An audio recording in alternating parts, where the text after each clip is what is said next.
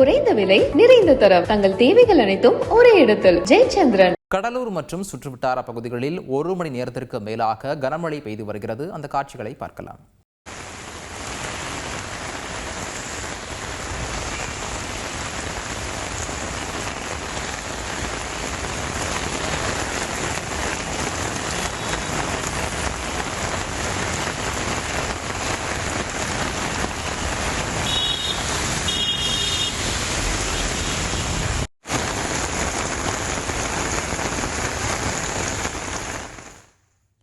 இது குறித்த கூடுதல் தகவலை செய்தியாளர் தேவநாதன் வழங்கிட கேட்கலாம்.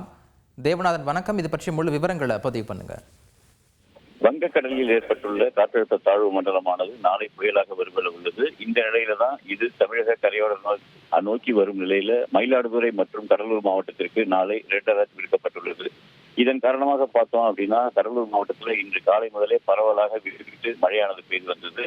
கடந்த 1 மணி நேரத்திற்கு மேலாக கடலூர் மற்றும் சுற்றுவட்டார பகுதிகளில் தற்போது கனமழையானது பெய்து வருகிறது. இதன் காரணமாக பல்வேறு தாழ்வான பகுதிகளிலும் தண்ணீர் தேங்க துவங்கியுள்ளது. இன்னும் விடிய விடிய இந்த மழை தொடர்ந்து நீடிக்கும் என்று எதிர்பார்க்கும் நிலையில தற்போதே பல்வேறு தாழ்வான பகுதிகளிலும் தண்ணீர் தேங்கியுள்ள காட்சிகளை நாம் பார்க்க முடிகிறது. பல்வேறு இடங்களிலும் வாகனங்கள் முகப்பு விளக்குகளை எரிய விட்டபடி செல்லும் காட்சியையும் காண முடிகிறது. மேலும் பார்த்தோம் அப்படின்னா இந்த கனமழையை எதிர்கொள்ளும் விதமாக பேரிடர் மீட்பு படையினர் இன்று இரவு கடலூர் வர உள்ளனர்.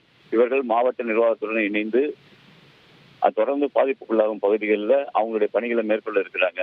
மேலும் இந்த மழை தொடர்ந்து நீடிக்கும் என்பதால் மாவட்ட நிர்வாகம் பல்வேறு முன்னெச்சரிக்கை நடவடிக்கைகளை எடுத்துட்டு வராங்க.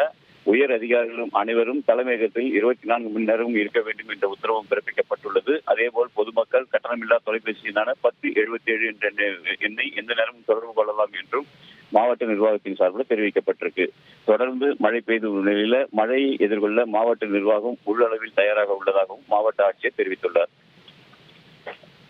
நன்றி தேவநாதன் விரிவான விவரங்களுக்கு. குறைந்த விலை நிறைந்த தரம் தங்கள் தேவைகள் அனைத்தும் ஒரே இடத்தில். ஜெயச்சந்திரன்.